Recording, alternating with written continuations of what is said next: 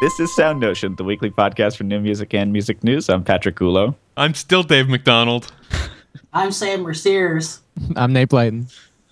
And this week we are joined by David T. Little. He's on the roster of Esteemed New Amsterdam Records artist, and he's also the founding and artistic director and drummer of Newspeak. A recent run of his opera Soldier Songs was put on at the Prototype Festival. It was very successful. David, thanks for joining us this week. Thanks so much for having me. Glad to be here. And thank you so much for sitting through our technical and personal stupidities. This is David has been very patient with us. This is, I think, the third time we've started the show this morning. So thank you so much for being patient, and it's especially an imposition because David's got some place to be later on. So we appreciate your patience. Oh no, it's fine. Thanks for having me. So David, as I was saying the first time we started the show, you've got a lot of really interesting projects lately, and we would have loved to have you on the show anytime, but we're particularly happy to have you on the show this month because you've got a great new recording of your opera Soldier Songs coming out this month. So maybe you could just kind of give us an introduction to that for people that aren't familiar with it. Sure. Well, Soldier Songs was composed between 2004 and 2006. It was commissioned by the Pittsburgh New Music Ensemble, who gave the premiere in Pittsburgh in 2006 on their summer season. And it was my first chance to really write a large-scale piece. It was through the Harvey Gall competition that they have. And when Kevin No informed me that I had won that year, I said, "Oh, that's really great. Can I write the whole concert?" And I think he wasn't really expecting that, but I was at a point where I wanted to try my hand at a large scale work, and thankfully they were open to it. I mean, without them saying, who knows what would have happened, because this piece is really the one that got me excited about writing large scale theatrical works. At the time I didn't necessarily think of the piece as an opera. I originally called it a staged song cycle. And then, when I started working with Beth Morrison projects, we talked more about it being an opera in a more traditional way, but now we've come back around and now we call it an opera in the form of a song cycle. So it's had an interesting, the way we've perceived it, even as the people involved in creating it and producing it, it has evolved over the years. But it's the piece that really got me hooked on writing music theater and opera, and that led to Dog Days, and that led to this new project JFK for 2016. So it's really for me a really important starting point professionally and creatively, but it's also a really important piece personally because it's the first time that I really for the piece I talked to a lot of family members and friends who were in the military and got their stories and heard their experiences, and so it was very personally transformative to write the work and to really engage with this aspect of the lives of these people close to me for the first time. And in Soldier Songs, we actually do hear the personal reflections of these people, correct? That's right. At a certain point when I was writing it, I had interviewed, I was expecting that I would use them in the piece, but just sort of for research. I was thankfully recording all of them rather than trying to transcribe them. But at a certain point, I realized that since I hadn't ever served in the military myself, that it was sort of inappropriate for me to presume to be able to speak for these individuals, and realized that they needed to be present in the piece as well. And so reached back out to them and made sure it was okay to use the actual interviews. And thankfully, everybody said yes. And so that becomes a really important part of the piece.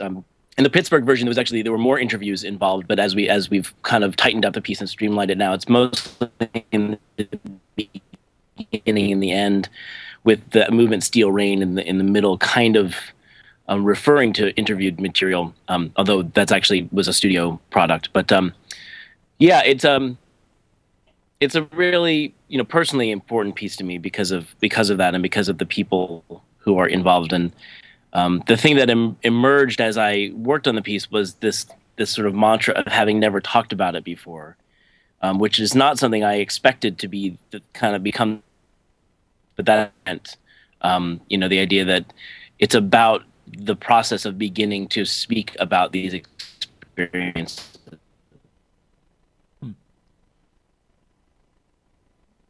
So you interviewed these people, and you say this is the first time that they had spoken about them. How much of this interview material, which you say you included in these recordings that are a part of the piece, how much of that made its way into the? I guess if we're calling it an opera, we should call it a libretto of the piece, which I assume you wrote. Is that correct? Oh, I lost you. Oh, I heard you up through libretto. So you wrote this libretto, right? I wrote the libretto based on the interviews. So I tried to take the stories that had been told to me and create some sort of a poetic out of them. But in some cases, it's just verbatim. There are a lot of quotations from the interviews that are in the libretto. And then you have movements like Steel Rain, which are just, they're all quotation, you know. So the text for Steel Rain is directly from an email from a good friend of mine where he told me about what it feels like to run from an incoming missile. Wow. Oh. So kind of heavy. What was your what was your goal when you started out with this piece? You said that your end result was kind of that you had given these people a platform to talk about their experiences in many cases for the first time. What drew you to this subject to begin with? It was really attitudes. You know, I forget the year, maybe probably 2004, 2005, to come back to my school for like a career day kind of thing to talk about being a composer. And so, you know, I came and I talked about it, and following me was a good friend, Justin Bennett, whose text is in Steel Rain and whose interview is throughout the piece. And Justin was there to talk about what it had been like to be a field medic in Iraq. And I just felt kind of ridiculous. You know, I was like, oh, yeah, I'm a composer, and you were just, you know, dealing with blown off limbs. And so that kind of got me thinking about a lot of things differently. And then leaving the auditorium that same day after Justin's talk, I turned the corner and there was a display case where, when I was in high school, there would be where prom pictures would have gone, or pictures of the plays, the marching band, or the football team, or whatever was happening at that time. But you know, now it was totally full of people, most of whom I knew, who, you know, pictures of them driving tanks and in Iraq, or, you know, in at least in military uniform. So there was this significantly, and I remembered in school and intense argument, you know, history class or whatever, about the ethics of war, and, you know, with people who are now there, you know, a friend of mine who was in the Air Force. And so I realized I needed to rethink a lot of things. In high school, I had a very absolutist attitude about things, about war in particular, and I realized I needed to just rethink it. So the impetus for the piece was that interest in rethinking my own position and trying to broaden it and understand the situation in a deeper way. And so that's why I reached out to these individuals who had been in combat and tried to get their experiences, their stories, and like I said, what emerged is that they hadn't talked about it before. I wasn't when I had those initial conversations. Have any of them seen the work, the final completed work? They haven't. I will be sending them the recording. I think a lot of them, you know, one of my uncles, for example, still is dealing with PTSD, and I think it's because the piece is confronting in a certain way and wants to, for its audience, give some sense, although it's not possible to give a real sense, but give some sense of the horror of certain situations. It's not something that someone who's dealing with PTSD can really experience. But have come. And when we did the performance in New Haven and when we did it at Prototype, we've engaged with veteran communities and VA centers. And so we have had a fairly significant number of veterans in the audience. And I was always really happy to hear that they felt that the piece respected their experience, but also represented it in an honest way. which was something I was concerned about going into it. You know, taking interviews, there's such a fine line between exploiting people's experiences and trying to represent them in some cases. So to hear that veterans who have come have responded in a way that felt that it was representative and respectful was really, you know, meant a lot to me and helped me feel like, okay, this is on the right track in terms of this material, because it's delicate, you know. Right. And these are difficult experiences, so you don't want to make light of them, but you also want to try to be as accurate as you can with them.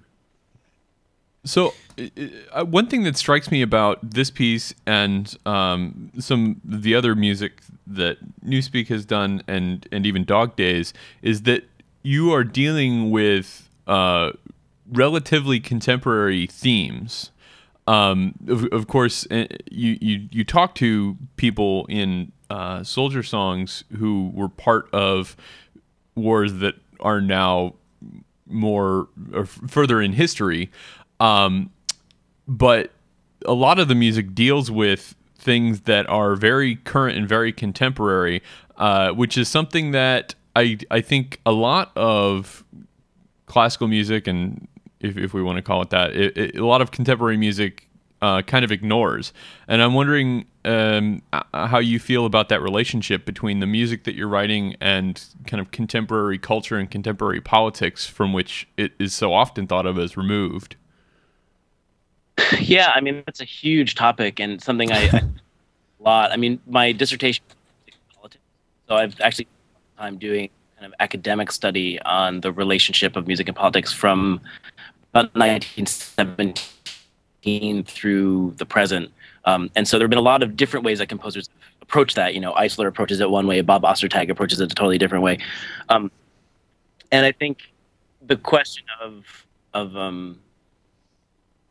how contemporary issues, especially contentious ones, are presented, and how they collide, I use the term collide, you know, intentionally, with ideology, I think can become very difficult and kind of treacherous. But I think it's also important that, you know, artists say what they have to say, and I feel like I have certain opinions, obviously, and feelings about where society is and where society is going, and I want to express that in my work. So for me, it's interesting to compare soldier songs and Dog Days, and there are some other pieces in there. Newspeak, Sweet Like Crude is an example where you know, I was trying to find different ways to approach these issues, and I think what I've come down to, you know, Sweet Like Crude is more of a satirical approach to oil dependency. So it's a love song to oil, kind of a breakup, tragic love song. Proposal, you know. And then Soldier Songs is this sort of documentary approach where you have these statements that are received fact, first person, you know, and then those are sort of the material is drawn out of those. But then with Dog Days, it gets a little more existential and a little more, I think the view is a little broader because it's not about specific individuals. It's really about society in the large scale and the role of individuals, or the role of individuals in society and the functions of society in individuals' lives. And the big question with that piece is what happens when the rules of society break down. In how long can we will to remain essentially human, slide back and forth like animals? You know, how does society keep us organized in that way? Which is a much broader kind of big scale thinking kind of issue. And so that's kind of the stuff, I think that's kind of where I landed with all of it, is that I think it's interesting and possible to approach these big issues that have large scale social ramifications, but to do so in a way that is not, excuse me, not wrapped up in ideological details or, you know, specific issues so much. I mean, you can use issues to illuminate those larger ideas, but to get really wrapped up in the issues, I think, is where it can get a little treacherous, because then ideology comes in and it gets a little muddy. And I also think opera is a big idea form, you know. So I think it's going from Soldier Songs to Dog Days to JFK, which is the next big thing, or to Arto and the Black Lodge, which is another opera project on the horizon, which is totally crazy and it's about ideas, you know. Mm-hmm. I'm wondering if you could. I'm wondering if you can. I'm wondering if you could. Yeah, that's okay. I just was. I'm curious if you could speak a little bit about the direction of that JFK might be going in. Is it? Would you say it follows the same path as Soldier Songs? Is it following the similar path? Yeah, in terms of not trying to get too nitty gritty with ideology or anything like that. Yeah, I mean that is a really interesting project. It's for the Fort Worth Opera, and we were just down. I was with Royce Vabrick, who's the librettist with whom I wrote Dog Days, and we've done a bunch of projects together. We were just down in Fort Worth 2 weeks ago doing initial research and sort of going to all the sites and going to the grassy knoll in Dallas, and what we want to do is to illuminate. It all takes place within 24 hours between the time that Kennedy arrived in Fort Worth, Texas, which was the night before Dallas, and then he gave a speech in Fort Worth the following morning before he flew to Dallas. And the energy in Fort Worth was so positive and so wonderful that there's a really potent contrast to then what happened in Dallas, that there was sort of this high where everyone felt that things were going so well, and so we're looking at that. I mean, it's still very much in the planning stages, and we don't have we have a very rough outline, but it's more about the inner lives of these characters and digging into the historical record for things that are not so commonly known about either the Kennedys or about the experience in Fort Worth, about what happened, and so I just had the sense of illuminating an experience and illuminating a time. That I think makes it actually very personal in a certain way, but also very global in another way.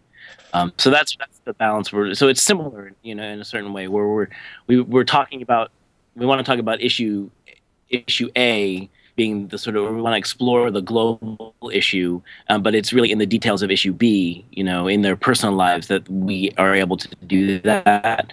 So it's sort of a balance. At least I think that's where it's going to be. We'll see. Still a couple of years out. Who knows what will happen between now and then in terms of the direction. But I think it's a really rich subject.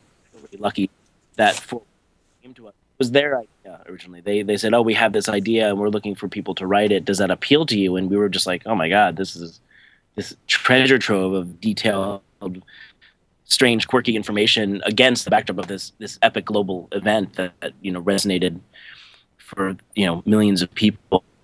So it's an interesting area. Yeah, I think one question that I always have when I read about music that is dealing with politics or these historical events, relatively recent historical events, is how few people are dealing with them in their music. And I'm wondering what you think that you offer as a composer writing these stories as operas in this medium. Like what is unique to the medium of opera that you can offer to these stories? I think one of the reasons that I think I was drawn to opera, and one of the reasons I enjoy it so much, is that I tend to have a very diverse collection of musical voices. To the extent that if I'm writing a 5-minute string quartet, I think it can sometimes feel either I feel as I'm writing it that I can't do everything I want to do, or if I do everything I want to do, they feel kind of cluttered, And so I feel if you take that same approach and you have 2 hours to work with, then you can kind of spread out and do what you want to do musically. But then that also really enables the lives of characters, because you can use different music for different characters. And I think it's, for me, I feel like it's the ideal medium for my particular musical voice. I think in terms of illuminating these characters, that was the question about dealing with these historical events. That's just sort of a personal thing. I mean, I've always been really interested in history. There was a point where I thought I would, maybe be a history major in college, and I was just always very curious about that kind of stuff. And was always really interested in theater, and in particular aspects of theater where you get inside of characters' lives below their surface, So I think with the Kennedy story, and with Soldier Songs too, I mean, there is this surface story that we all think we know. And I think opera, at the time, it is allowed, an hour to 2.5 to 3 hours of just performance time. And also because it is going to be a little abstracted and it is a poetic form, the balance I think works really well to deal both with surface and things below the surface. So we can just get deeper into subjects and leave with a deeper understanding of something, whatever it is that we're dealing with, than would otherwise. But without it being a research project, it's sort of one of the things that came up when we were talking about the JFK project is that we were really interested in truth and less interested in fact. Although fact is really important in the research stage, we want to be careful that we're not, going crazy and making things up about who these people were, but that the facts of who they are or who they were really inform the deeper truth about the situation. So like facts bring us to truth as opposed to facts just being facts, if that makes sense. Yeah. Like in a historical, and I think Nixon does that too really well. I mean, there are certainly facts about the characters that we get, but it's really about the truths of that experience and the truths of who they are, and that whole, sort of kind of more dreamlike. I think it accomplishes that really well, and I think that's something that opera does really well in general. I remember reading something about Philip Glass about The Voyage, his Columbus opera. And this is when I was early in my dissertation research and had a certain thought, which I later abandoned, about music and politics. I'm not writing a history book here. I'm writing an opera. It doesn't have to be, he said it doesn't have to be true. And I think I would amend that and say it doesn't have to be factual, although it shouldn't be full of lies if you can avoid it, But it doesn't have to be factual. It has to be true, if that makes sense. Right. So I'm curious how you take those lessons from the history operas that you've written and apply them to something like Dog Days, which is not only, and maybe you should explain a little bit of the premise of Dog Days, which is set in not only in a fictional place but in the future. Yeah. So Dog Days is based on a short story by Judy Budnitz, which was written, I think, I know it was published. I think it was written in sometime in the 90s. Really, she's a amazing writer. If people don't know, I would definitely look into this book, Flying Leap, which is where Dog Days comes from. And there's this whole great collection of stories. She's got a very quirky voice, which I really love, and Royce and I really responded to. And so in the story, in Dog Days, everything is kind of vague. We don't really know what's going on specifically, but we know that there's some sort of conflict. It's military in nature, and that there's a family who's kind of stuck in their home, and things aren't great. And so we learn that at some point, most of the rest of their town they fled to the city or they fled to a shelter, but the father in the family decided that they were going to stay put and they were going to be a family. And he's this character who's really obsessed with this sort of mythology of manhood and the myth of being the provider and the decider and all of this. So as a result of this, he basically dooms his family because they stay. Rations eventually stop being brought. It's not a good situation. So into this scenario, we enter the character who is later named Prince, and he is someone who is clearly a human being, but who has decided to dress and act like a dog. So he has this sort of pulled together fur costume from garbage, and he has a sleeve of a fur coat that he scavenged, and this is very kind of dirty, kind of in some ways in the costume design it's a question of how close he is to a sort of extremely homeless person, because he's just been living outside. He's been sleeping under the porch of this family's house and just eating scraps. And so the big question of the opera becomes, is he a human or is he an animal? And I won't give it away, but the answer to that question sort of dictates the ending of the piece. And it really is about, you know, who is able to, in the family in general, who is able to keep their humanity under those circumstances. And I will say that everybody is able to. So I'm curious then how you take these lessons that you've learned, or how you apply these principles that you use in historic stories to this fictional story. You know, in a way, I think it's all sort of the same thing, and I think it's about, you know, human interactions and how they. And I think this is probably less true with Soldier Songs because there's just one character. But when you get into a piece like Dog Days or what I'm anticipating will be the case with JFK, you know, in our day-to-day lives and our relationships with you know, friends and partners and family, you know, there are certain dynamics to how we interact, and those dynamics are really driven by a whole mess of other things that we're not necessarily aware of. You know, like with Howard, the father in Dog Days, it's really, he's obsessed with this idea of being the man, you know, and what are the consequences of that when it's taken to an extreme? You know, I'm imagining there'll be scenes with Jackie and JFK where, you know, issues of his, you know, being kind of a ladies' man will be present in that interaction, even if it's not what they're speaking about, or the fact that they 4 months earlier had lost their son Patrick. These are all things that are driving their actions and their experiences. And so how do we illuminate aspects of them as individuals, which is really when we get to the core of things, is when we see what's below these surfaces. You know, how do those sort of subtexts drive the text? So in a way, it's the opposite. It's the subtext driving the text in an interesting way. Yeah, and the characters certainly drive the text. You have so much liberty, I think, to play around with something like a story revolving around the assassination of JFK. That I mean, to see a number of different directions that you could go with that would be completely plausible. Yeah, and it's interesting figuring out which one of those we want to do. You know, yeah. There are things that we've talked about where I think we've said, "Oh, that would be really interesting," but that's not our version of this story. That's a version, but we feel is the one we want to tell. And part of the first week in Fort Worth was sort of thinking through those different scenarios and kind of eliminating and settling on the one that we then were like, yeah, this is our version. This is the story that we tell.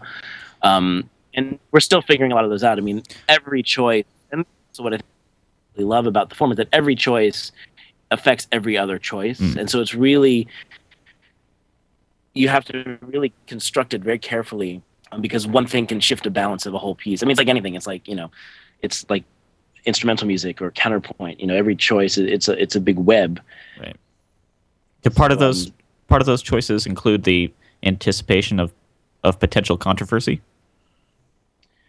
Maybe, yeah. I mean, there are certain things that we've discovered that aren't really commonly known about the characters that you know, we've talked about whether we want to go there. You know, I gotta see this. Yeah, right. So you're going to go ahead. That's the plan. That there are things that we're not really interested in. I mean, we don't want to be slanderous. Obviously, we don't want to be. You know, it's funny going back to this thing about fact. You know, we want to be factual because we believe that these facts that we've discovered actually contribute to the broader truth of the situation in the piece, if that makes sense. So in that case, they become very important to include because they're, you know, the goal is the truth and the most true representation. And if we lose something from that by hiding something to protect a reputation or to protect a personal a sort of mystique of a historical figure, then I think that doesn't really serve anybody. You know, one of the things you said earlier that I think really stuck out to me when you were kind of describing your process in working with these either this story that is already existing or this history that's already existing, is that your ability as a composer to kind of look at the subtext of those stories and find which parts of the subtext that you think are interesting, and use something in the music that you're writing, something about the parts that you're adding to the story to bring out those parts of the subtext.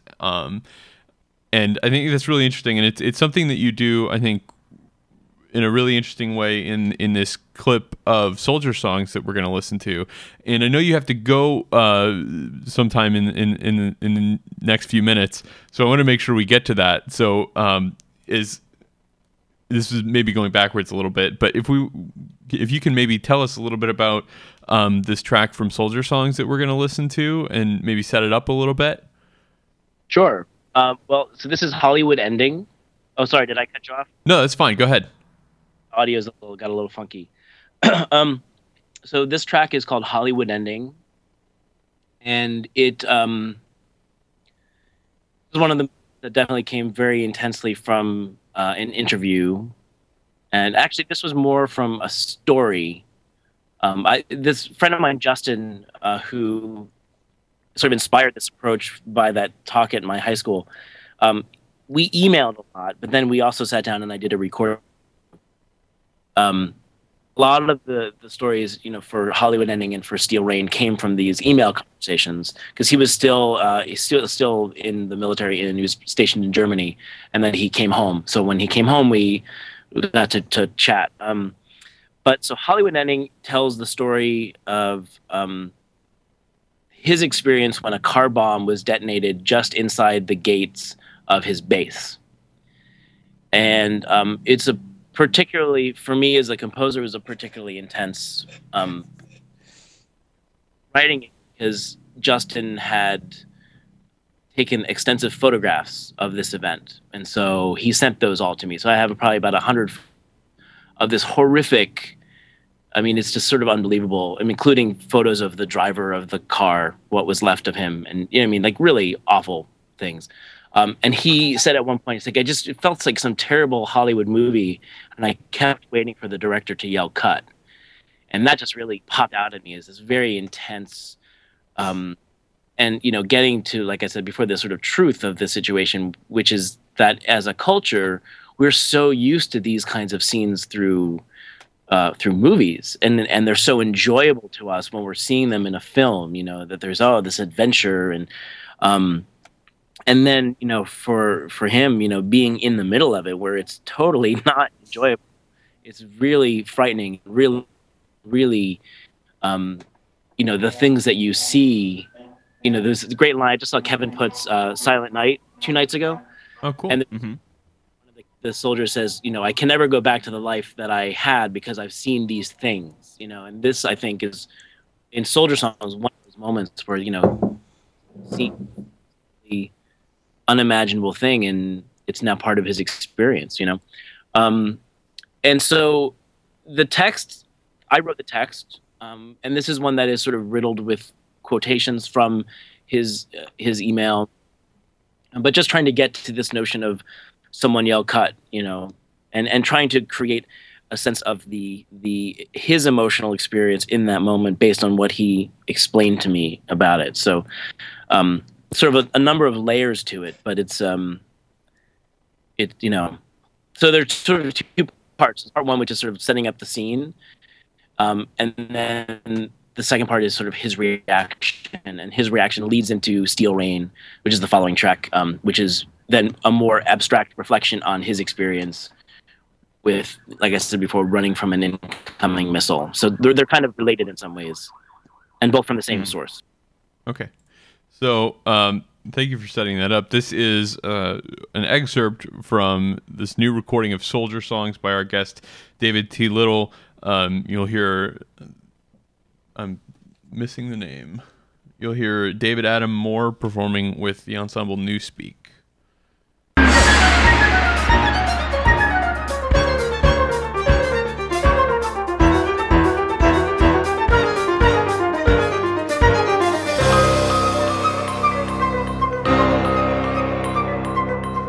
Base. Car bomb blasted. 35 dead or wounded. Moaning. Ghastly movie scene without the action hero.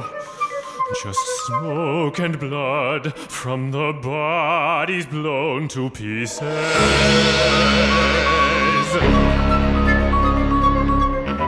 Carbon blasted, crater making shells inside a nice new Mercedes. I ran out, grabbed my gun. What can I do to help the bleeding, the dying? When I saw the carnage there, I was held with grief and shock and more. Bodies writhing with missing parts, blood-soaked ground, smoke-filled air.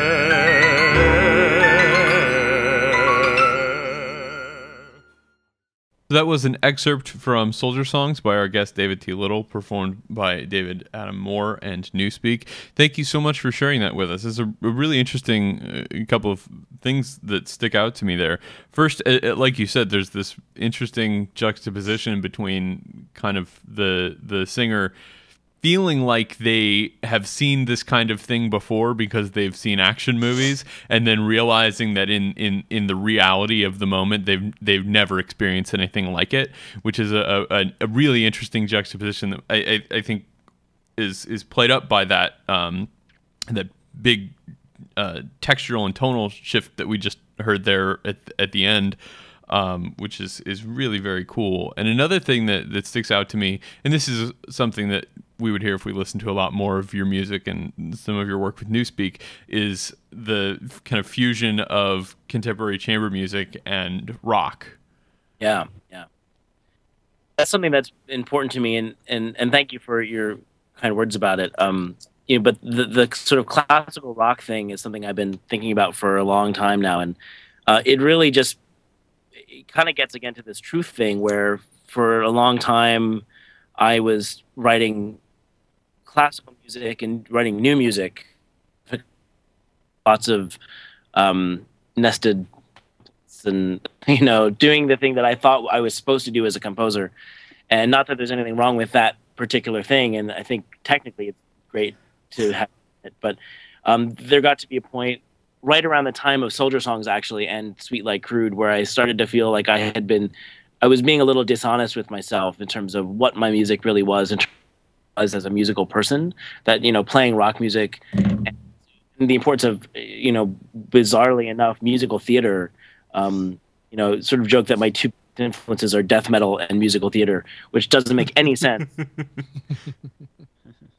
Vinsky. It makes perfect sense. But, so in this piece, I just said, I'm not going to deny myself anything that I want to do creatively. If I feel like a moment needs, something that feels like Sondheim, then I'm going to go with that, and not knowing what would result, just sort of saying, well, this is going to be the process, and we'll see what happens, see if I feel like the piece works. And then I was really excited by the results, and I felt really good about the direction things were going. And so that's really has been my mantra ever since, that, style is a flexible idea, as long as it's honest and as long as it doesn't feel like it has, like Bill Bolcom always talks about vernacular with scare quotes around it. As long as it doesn't have that and it's actually truthful endeavor, then it hopefully will work. And so, I appreciate you saying that you felt it was compelling and convincing, because that was definitely it's always my hope when kind of fusing things together like that. Well, and it feels like, as you said, it does feel very authentic. It feels like those decisions are driven chiefly by the content. The parts that feel like they should sound like, there's a part in another section where there's the guy singing about the music that they listen to in the tank as they're going to battle, and he directly references Metallica, and there's a lot of this really heavy guitar sounding, metal sounding stuff. And then in this section that I just kind of cut off, we're getting more toward that Sondheim thing, and I think it's really called for in the text that you're using. It's appropriate to the content. So I think that's, to me, one of the main things that makes it sound like it's really genuine and not this kind of scare quotes vernacular. And not pandering. A lot of the music that at least I hear that kind of tries to combine classical and popular music is not convincing because it's so cheesy. There's this quote from a blog post that I read many years ago that always sticks out to in my head. That I can't remember who said this, so if I'm quoting somebody that's listening to the show, I apologize for not attributing it. But they said the intersection of classical and popular music is almost always con queso. So one thing that I think really sticks out to me that makes this authentic is how appropriate those decisions are to the content. Cool, and it's interesting. I mean, maybe it's because of the particular vernacular that I tend to draw from. I mean, death metal is certain to it that's not gonna. It's not about accessibility. That genre is in fact the complete opposite of that. And so it's not that I'm incorporating this material so that people will like me or that people can. It's just not about that. It's more about the sounds that I like that are important. That's interesting that you mentioned that, because it seems to me like something that music has in common with classical music. Like, people don't get into writing definitely weird chamber music so that people will like them, right? You get into other kinds of music for that. Yeah, totally. You guys, go ahead. There's anything wrong with Beyonce, but we have Beyonce if you want. Right. If there's music that is made for popular and mass consumption, which is fine, and so much is so good, but it has certain goals, is not the same as Cannibal Corpse, or that is just a different. The values are very different, and it's interesting in that way. I think you're right. There are a lot of similarities between that and certain classical, contemporary classical music. The virtuosity, the intensity, the sort of idea that there is something being expressed that is more important than whether or not it's liked, in a certain way. So it's interesting. So, David, I don't want to keep you from being anywhere. We're going to move into our headlines now. If you have to go, that's cool. If you want to stick around and talk some of these news stories with us, that's great too. Sure. No, I'm happy to stick around. I have about 15 minutes yet before I need to head out. So Excellent. So one of the really interesting stories that I read this week was this study out of the University of Melbourne that was written up in the Atlantic. And it was about what kinds of music people find to be consonant or dissonant, and whether that is a learned thing or whether that's a kind of an innate psychoacoustic thing about the way our ears are made or the way the sound waves interact with one another. I feel like this study has been done like several times with varying results. Well, so I think there are some aspects of it that are unique, but okay. First, let me describe what we're talking about. The University of Melbourne study asked two groups of people, some non-musicians and some music students at the university, to listen to some tones and some chords, and they were supposed to rate on a scale of 1 to 5 which chords they found first the most familiar and which they found the most, they were rating them, let me quote from the study, perceived roughness, harshness, unpleasantness, or difficulty in listening to the sound. So they didn't use the word dissonance, which I think is really interesting. They were talking about what we might call acoustic dissonance there, as opposed to syntactic dissonance. But unsurprisingly, the sounds that people found to be more pleasant were also the sounds that were more familiar. So that is really interesting. And then what I think is really interesting here is that after that first part, there was another round of the study. They took 19 of these non-musicians from that side of the study and put them in these kind of theory ear training kinds of courses where they taught them to kind of identify the parts of a chord, to identify the pitches that make up a chord by ear. And yeah, it was just dyads. And after, is that what it was? Dyads? Yeah. Okay. So, and if you look at there's an excerpt from the actual article, which we should mention was published in the Journal of Experimental Psychology, so it's not a music publication at all. Right. So that's good to point out. So after 10 sessions with these participants, they found not only were these participants more able to identify the dyad that they were hearing, identify those notes in that chord, they also found them, after hearing them and after understanding what the parts are, they found them to be less dissonant. Now, I think that is what's interesting. Well, in a way, it's... What were you? I mean, you broke up right as you were starting, Sam. It's very like it's like, hey, that's awesome, woo! But it's also like, duh, you know. I mean, we've all been in music school, and you know, even from personal experience, you listen to some crunchy music. The first time you're a freshman in college and you listen to this crunchy music, you're like, ugh!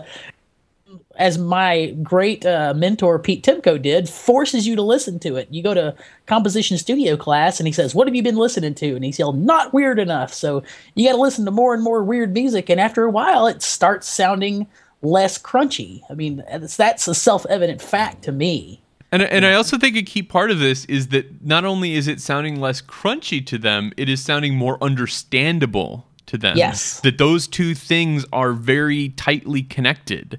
And to me, what this says is that we as composers and people in the new music community, both composers and performers, need to care more and more about music education, and that teaching music appreciation can actually create people who appreciate music. Now, teaching music appreciation right, not teaching like the greatest hits of the 17th century, but like how to listen to music, as one might say. Well, one of the things that the article points out is suggest, as friend of the show Daniel Asia would say, you know, says that there's some kind of harmonic superiority to Western music. I mean, I think it was very clear that he felt that way, but this study seems to really support the idea that things that sound, we think of Western tonality in a certain way because we've been trained to think of it that way. Through repetition and hearing it all the time and familiarity. And there is nothing to prove that it's superior to any other way of looking at how to group notes together or anything else. It also points out 12-tone tempered scale that is the basis of Western music is not a naturally occurring phenomenon. So it makes perfect sense that it's something we're trained to hear and recognize and become familiar with through repetition.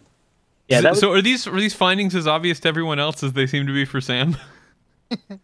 I mean, it's what I've been hearing from musicologists for years, and that's been my experience in music school and over my life as well too. Yeah. So, I would have said like, of course, but yeah, it's nice to have somebody doing what sounds like real science to try to illuminate this issue a little bit.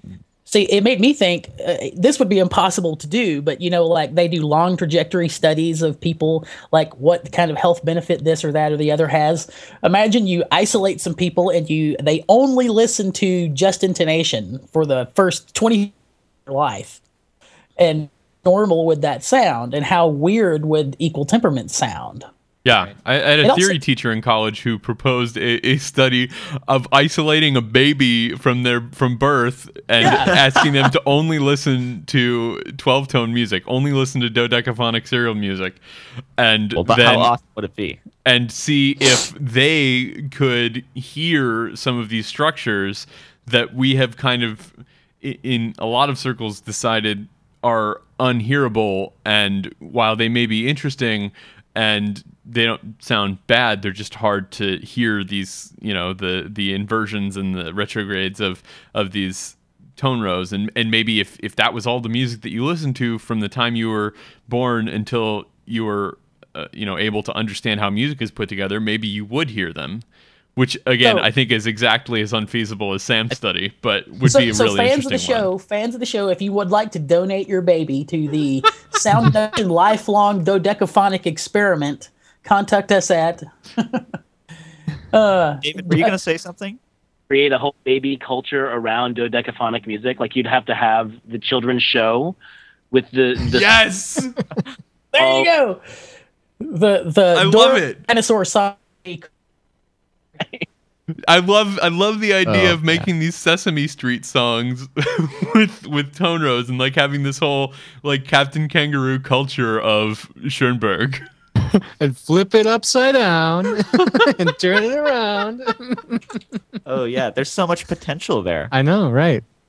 All right, we've started it. The revolution starts today. Mark your calendars. Just as another aside, anyone who's interested in just how far off equal temperament is from naturally occurring overtones, there's a great Wikipedia entry about it, which has a cool chart that shows the equal tempered tuning versus the natural occurring and how far off they are. Mm-hmm. And once you get past minor third, well, major third is 14 cents flat from the natural, and then after that, they're like at least 30 cents different. It's so bad when you get up there. Yeah, some of them are like 20. They show both ranges. They show how sharp or flat it is compared to the next pitch. They're not even this artificial construction that because it yielded a system that allows you to use all pitches and all keys, and that was really cool. And we figured out how cool it was for a really long time. Thank you for that geek out, Sam Mercier. Yes. Another interesting story we read this week. We've been talking. We kind of gave up talking about some of these labor disputes because they're going on for so long with seemingly no movement at all. Notably, at least to us who care deeply about new music, are the ones in Minnesota. The Minnesota Orchestra and the St. Paul Chamber Orchestra both remain locked out, have not played a concert, with one notable exception for the Minnesota Orchestra a couple weeks ago, have not played a concert at all this season, going back to last fall. They are still locked out. The Minnesota Orchestra just a couple of weeks ago canceled another month or so worth of concerts.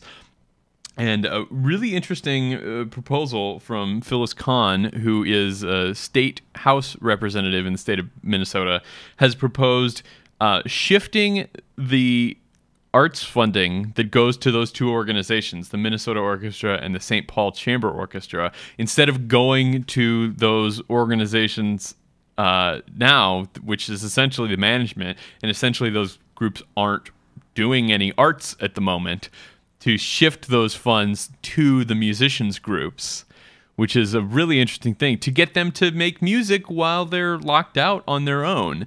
This is what these funds are set aside for, to make art for the community in the Twin Cities. And right now, they're not doing that at all. What do you guys think about this proposal?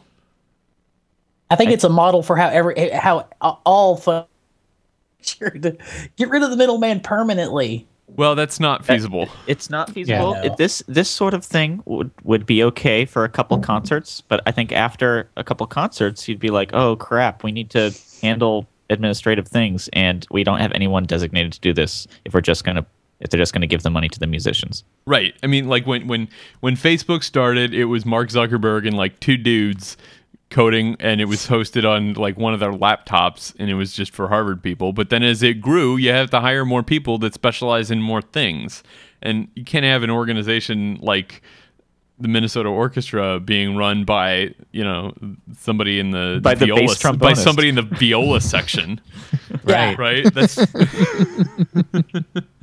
but I think it's worth mentioning orchestras current, the information technology revolution is still relatively new, and orchestra and operating on models that grew up not before the information technology revolution. I think that they could lean down a lot of the infrastructure. Compare today to I can open up my Google account and I have access to more infrastructure control. I mean, as much infrastructure control as a giant corporation would have had in 1980. So to think that they can't. So you're telling me down, you're a robber baron? Yeah. So I think it's perfectly feasible to lean down the infrastructure of orchestras. And I think that's, I being an orchestra administration expert say, no, it just seems like in any organization that's been around for a long time, operate the way things are now, it's a feasible thing to propose at least, and there's no exception. I don't know about that, but that's a conversation for a different day, I think. Yeah. Well, we know who Patrick is. The more administration, the better, as far as he's concerned. I'm not saying. Hey, that's my industry, buddy. That's right. Where people like you work, Patrick. Yeah, People of your ilk. I'm a valued member of my team.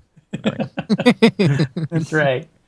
Well, we value you too. Oh, thank you, David. Did you have anything to say on the musicians, Minnesota and St. Paul musicians? Not so much. I haven't been following it as closely as I would like to have been. I know it's such an important area, institution for music. I would love to see it get worked out. I think, the orchestral world in general seems to be going through these very significant growing pains right now, because I don't know if growing pains. that implies growth. If we change it from growth to just change, Okay.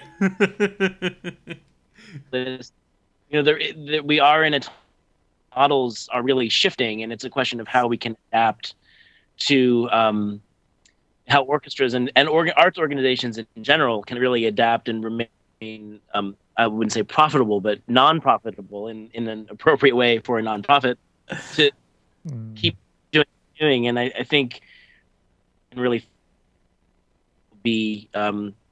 will be much better for it, and the ones who don't probably won't be, which is a shame. But I think hopefully there will be some sort of large-scale understanding of how to do that, that can be adopted by a number of these organizations, so that I feel like everyone's kind of trying to figure it out on their own right now. And I know there are a lot of large, the Orchestra League, I'm sure, everybody's sort of working on it, but there doesn't seem to be. Yeah, it's been interesting to look at Baltimore, who I think has had some, they've gone through some things, but it seemed to have weathered it in a really successful way, where they're still playing and still doing well, and I think they are probably growing in terms of their outreach and education program. So maybe looking at what they're doing could be beneficial for all of these. I'm not involved with. Well, Baltimore's going to have some snazzy new uniforms soon, so we'll be on top of that. Yeah, the Parsons School of Design is working on those. Yeah. So I think changes everything. Yes. Well, I think one thing that is important regarding this proposal is that in the context of this lockout, what this is potentially does is it really changes the leverage in these negotiations. One of the reasons that the orchestra management has leverage is that the musicians aren't getting paid, right? That's kind of their big point. Their big pain point in this negotiation is that they're not getting any money, and if they do start getting paid, then it seems to me that the management has a lot less leverage than they did previously. Essentially, right now, they're getting this money from the state and withholding it from the musicians. So that will be an interesting thing to follow, and we will certainly keep apprised of that. And if you would like to keep up with the story, do what we're doing at adaptation.com. Dave, that actually reminds me of this story. I've never told you guys about this guy, but there was this guy I knew. He was a really cutting-edge, avant-garde accordion player named Broomstick McMashahanahan. Tragically, are you sure this is a real story, Sam? Tragically, we lost him in a horrible La Paz, Bolivia, when he was just about to be premiered. His new work was going to be premiered on PBS. In Bolivia? No, that was a fake story. But it sounds perfectly. You're such a liar. I knew you were lying. So there's a contest being put out by Grove, as in the big green book. If you look at the physical copy, the Grove Dictionary of Music and Musicians or something. That's now right. owned by Oxford Press. Yes, is hosting a contest for best fake entry, which to me is, instead of like being all indignant over the fact that kind of thing happens, it's awesome that Grove itself is embracing this time-honored tradition so openly. Yeah. Before we continue, I'm going to let David go. David, thank you so much for being a part of the show. We really appreciate it. Much for having me. I'm sorry I have to run, but it's that's a great cool. time. And That's cool. You're welcome back anytime. Anytime you got something going on, you want to plug it, you got a space on the show. Send me an email. well, thanks so much, guys. See you soon. All right. See ya. Yep. See ya. See, man. Bye-bye. So if you're interested in making a fake entry, Grove-style entry, entries are open they're receiving entries until the end of this month, and we'll have a link on the show notes. I think it's really interesting homage to this kind of tradition of putting fake entries in dictionaries or encyclopedias or even maps. This is kind of like I think it's called a honey trap, where it's how you catch people from copying your stuff in a map. Like if somebody else is copying the content from your map and not doing their own original cartography, then they will copy like this fake street that you have or this fake town that you have. And so this is a practice that real dictionaries and encyclopedias used to do, and in some cases still do, where they have slightly untrue entries or completely fabricated entries, so that if somebody else copies it, they can say, "Ha! We know you copied this because that thing is not real, and the only way you could have learned that piece of information is if you got it from us." So it's a really cool thing, and unfortunately, the winning entry is not going to be published in the New Grove Dictionary of Music and Musicians. You will get featured on a special section of the Oxford Music site or the Grove site, and you will get a $100 voucher for the Oxford University Press store.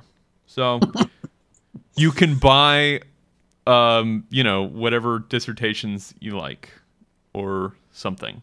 Well, you know who could afford. One? Say what? Are we all submitting one? We could. It's a lot of work. It's a lot of work. That will tax Sam's admittedly limited creativity. That's right. Slam. Hey, I invented that broomstick Mac Shanahan story right on the spot. Yeah. Well, that was a great improv. Broomstick. You know who could afford to buy a lot of dissertations? Who? Gary G. Green has been rewarded with $1 million for ruining Sibelius. Awesome. I'm not sure that's the only thing he's being awarded for, but he is stepping down as the CEO of Avid. You will remember him as the guy who was in charge of Avid when they shut down the Sibelius UK development team. So he's not a good friend of mine, but he may have done some other nice things for Avid. And I will forgive him as soon as Steinberg, who bought up the space and hired back many of the Sibelius UK developers, releases something equally awesome. Side note, PSA, Finale's got a new deal right now.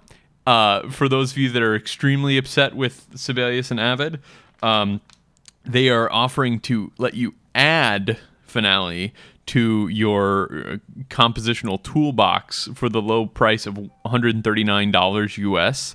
So this is not like these older cross-competitive upgrade things where you have to like give them your disc or like let them destroy your copy of the thing that you have now. This is in addition to the thing you have now. So it's a good deal. You should check it out if you're curious.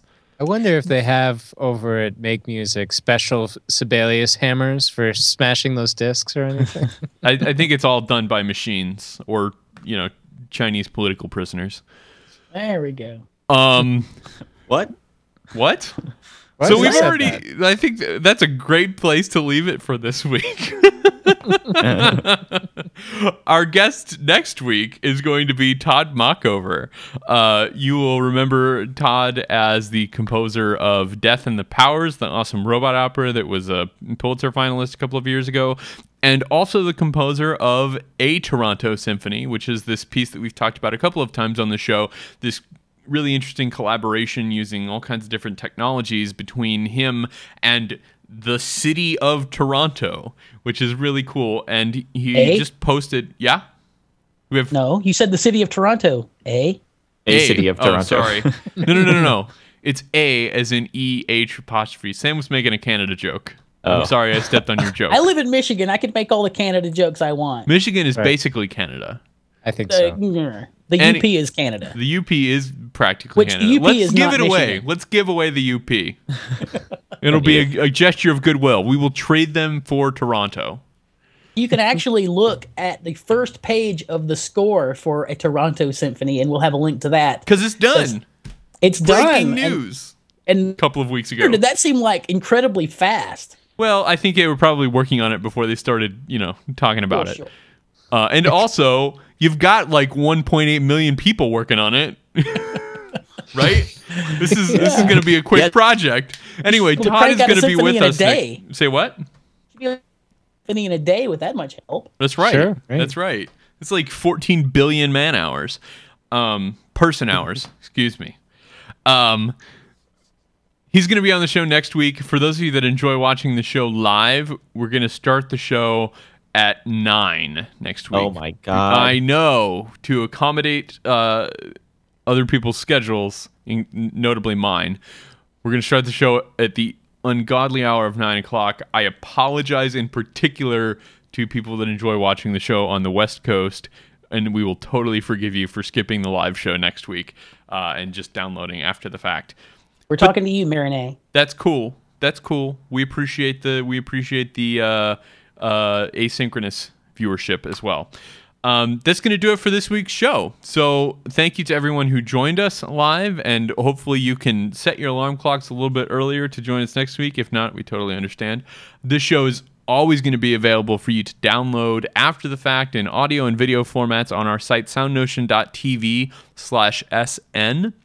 You can also leave us a comment there if you have any thoughts on how you might, develop our crazy 12-tone colony idea and the 12-tone Sesame Street Schoenberg thing.